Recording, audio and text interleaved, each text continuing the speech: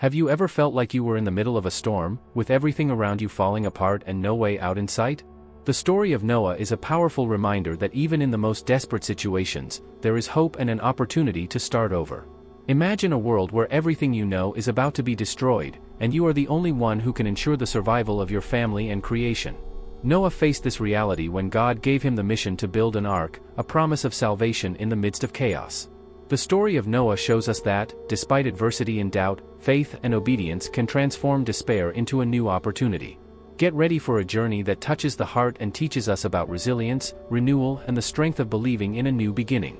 But before I tell you all about who Noah was and how his story fills us with hope, don't forget to subscribe to the channel, because here we will be bringing the story of emblematic characters from the Bible and how they will help you connect with God. Now let's go to the story of Noah. 1. The corruption of humanity and the calling of Noah. The world was completely corrupt.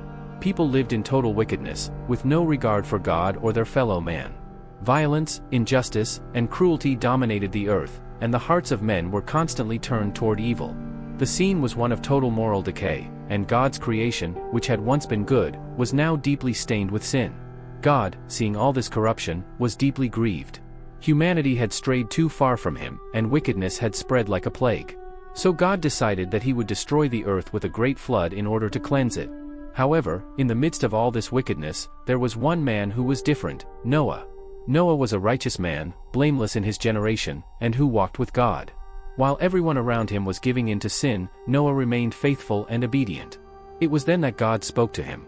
God revealed to Noah that he would destroy the earth with a flood, but he also gave him a mission, to build a great ark. This ark would be a refuge for Noah, his family, and the pairs of each animal. God gave Noah detailed instructions on how to build the ark, and Noah, in obedience, immediately began the work. Even though others ridiculed him, he trusted what God had said. While the world continued in its corruption, Noah worked, preparing for the judgment that was to come. He knew that the flood would be God's act of justice, but also a means of preserving life and bringing a new beginning to creation. 2. God's instruction to build the ark. God called Noah and gave him a clear and urgent mission, to build an ark to save his family and the animals from the flood that would devastate the earth. With a detailed plan, God provided precise specifications for the construction. The ark was to be made of cypress wood, known for its durability and water resistance. Its dimensions were immense, 135 meters long, 22.5 meters wide and 13.5 meters high. The structure would be monumental, divided into 3 floors, with interior compartments designed to house animals of all species and the supplies necessary for survival during the flood. In addition to the dimensions and material, God commanded that the ark be covered with pitch, both inside and out, to ensure that it would be completely waterproof and able to float safely on the water. The ark would have a large door, essential for Noah, his family, and all the animals to board. An air vent was also designed under the roof to allow for air circulation and necessary ventilation within the ark. Noah, in complete obedience, followed each of God's instructions precisely. He did not question the details or show any hesitation. Even in the face of disbelief and ridicule from those around him who did not believe in the impending flood and doubted the monumental project, Noah continued the construction with faith and determination. He knew that he was fulfilling God's plan to save creation and preserve it for a new beginning after the flood. His obedience and perseverance were instrumental in ensuring that the ark would be ready when the time came to face the catastrophe. 3. Entering the ark. After years of hard work, the construction of the ark was finally complete. The decisive moment had arrived. It was time to enter the ark. God had warned Noah that the flood was about to begin, and preparations for this monumental event were underway. Suddenly, an amazing spectacle began to unfold. The animals began to approach the ark in a coordinated and miraculous parade. Pair after pair of each species, male and female, emerged and walked with supernatural serenity toward the ark. Lions, sheep, elephants, birds, and many other creatures arrived without any sign of chaos or confusion, following an orderly path that seemed to be guided directly by God. Noah was busy arranging the animals in their respective compartments, as instructed by God. He made sure that each species was placed in its designated place, and he made sure that there were enough supplies for everyone to survive the flood. His wife, sons, and daughters-in-law were also involved, helping with the packing and final preparations. When everyone was settled inside the ark, Noah, his wife, his sons, and his daughters-in-law, God, in his greatness and power, closed the door of the ark. There was no need for Noah to seal the door. God himself made sure that the entrance was secure and impenetrable. The ark was now completely prepared and sealed, ready to face the flood. With the door closed, Noah and his family awaited the onset of the storm. The first drops of rain began to fall, signaling the beginning of the flood that would cover the earth. The ark, now a symbol of protection and hope, began to prepare to face the waters that would soon inundate the world. What did you think of the moment when the ark was finally ready and the animals began to enter in such an orderly and impressive parade? How do you imagine Noah's feelings as he watched this miraculous scene and the ark being sealed by God? Share your thoughts and feelings about the final preparation and anticipation that preceded the flood. Let's discuss how this pivotal moment represents hope and Noah's faith in the midst of chaos. 4. The flood begins. The long-awaited moment finally arrived. The flood began.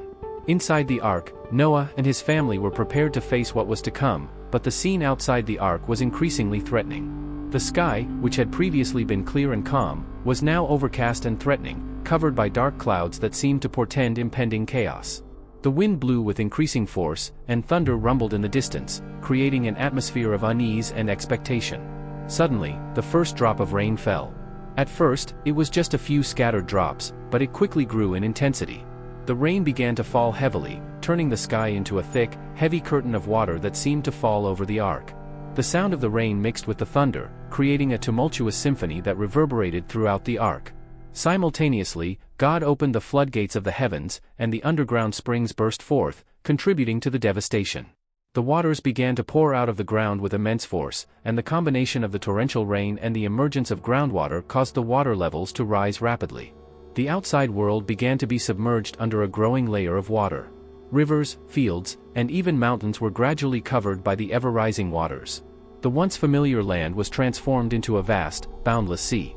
The landscape that Noah knew disappeared beneath the flood, while the ark, his only protection, rocked in the raging waves. Inside the ark, Noah and his family were safe, but the noise of the storm was deafening and continuous. The sound of raindrops hitting wood and the roar of the winds created an atmosphere of tension and uncertainty. As the waters continued to rise, God's promise of a new beginning for creation was being fulfilled. The flood was demonstrating the magnitude of the cleansing and the need for renewal for the world. Noah and his family, despite the discomfort and turmoil around them, maintained hope and confidence that after the storm ended, a new world would emerge, as promised by God. 5. Waiting on the waters. Inside the ark, Noah and his family endured the wait on the waters with patience and faith. The storm that had begun with a colossal flood continued unabated, and the waters covered everything around them. The ark floated on a vast sea, and the horizon was just an endless expanse of liquid. The routine on board involved constant care for the animals and management of supplies. The ark rocked with the waves and strong winds, but Noah maintained order and safety inside the boat. After weeks of waiting in the ark, Noah was anxious to know if dry land was coming again. To get a sign, he decided to send out a raven. The raven flew away, over the endless waters, but did not return soon. This could indicate that it had found temporary food or shelter, or that it was venturing far from the ark. On the next attempt, Noah sent out a dove. The dove flew away and returned without bringing any sign of land, which meant that there was still no land in sight. The lack of news from the dove reinforced the sense of uncertainty about when, or if, the waters would begin to recede. Finally, Noah prepared another dove for the task. This time, the dove returned with an olive branch in its beak. This small branch was an encouraging sign. The waters were receding and the land was beginning to emerge. The presence of the olive branch meant that vegetation was returning and that the flood was coming to an end. This sign brought profound relief and renewed hope to Noah and his family. With the olive branch as proof that the land was revealing itself, they prepared to disembark and begin a new life in a transformed world. The ark was about to touch dry land, signaling the end of the flood and the beginning of a new era. If you are enjoying our video so far and feel inspired by this story, don't forget to like this video, because that way you will always receive our content on biblical stories and live discovering more and more about the Bible. Continuing the video? 6. The ark leaving. After weeks of floating on the floodwaters, the ark finally came to rest on Mount Ararat. The sky was beginning to lighten, and the dark clouds that had covered the world were parting, revealing the sun and a transformed landscape. The waters that had covered the entire earth were gradually receding. Noah and his family were relieved and eager to leave the ark. Before opening the door, Noah made an offering to God in gratitude for his protection and salvation. He built an altar and offered sacrifices, and God, pleased by Noah's devotion, made a promise: he would never again destroy the earth with a flood. To seal this promise, God placed a rainbow in the sky as a sign of his covenant with humanity. With God's promise confirmed, Noah opened the door of the ark. The animals, who had spent months in their compartments, began to emerge in pairs. Lions, elephants, birds, and many other animals came out to explore the new land. The sight of so many animals leaving the ark was a symbol of renewal and new life. Noah and his family also left the ark, experiencing the warmth of the sun and the cool breeze for the first time in a long time. They stepped onto solid ground, relieved and filled with hope. Now on solid ground, Noah and his family set to work building a new life. They cultivated the land, planted seeds, and established a new home. The world was changed, and with it, a new era was beginning for humanity and all creation. The story of the ark and the flood became a testament to God's mercy and the new beginning promised by God. 7. Life after the flood and the curse of Canaan. After the flood, Noah and his family began to rebuild their lives on dry land. With the land finally dry, Noah planted vineyards and began to cultivate the land. In time, he produced wine, but in a moment of excess, he became drunk and took off his clothes, lying naked inside his tent. Ham, one of Noah's sons, entered the tent, saw his father in such a state and decided to tell his brothers, Shem and Japheth.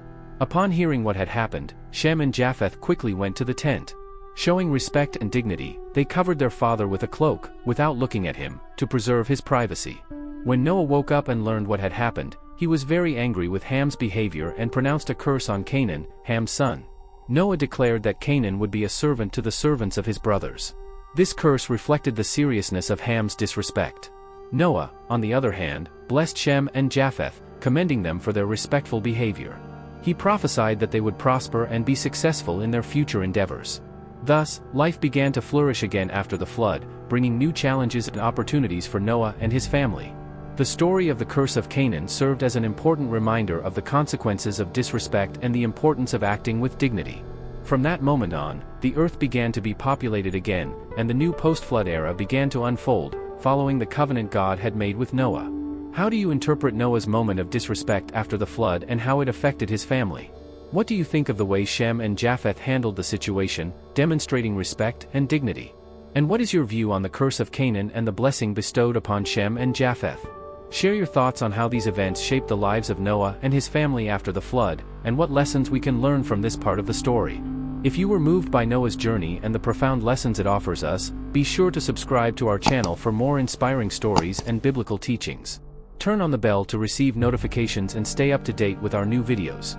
Your subscription helps us continue to share stories that touch the heart and help us better understand God's Word.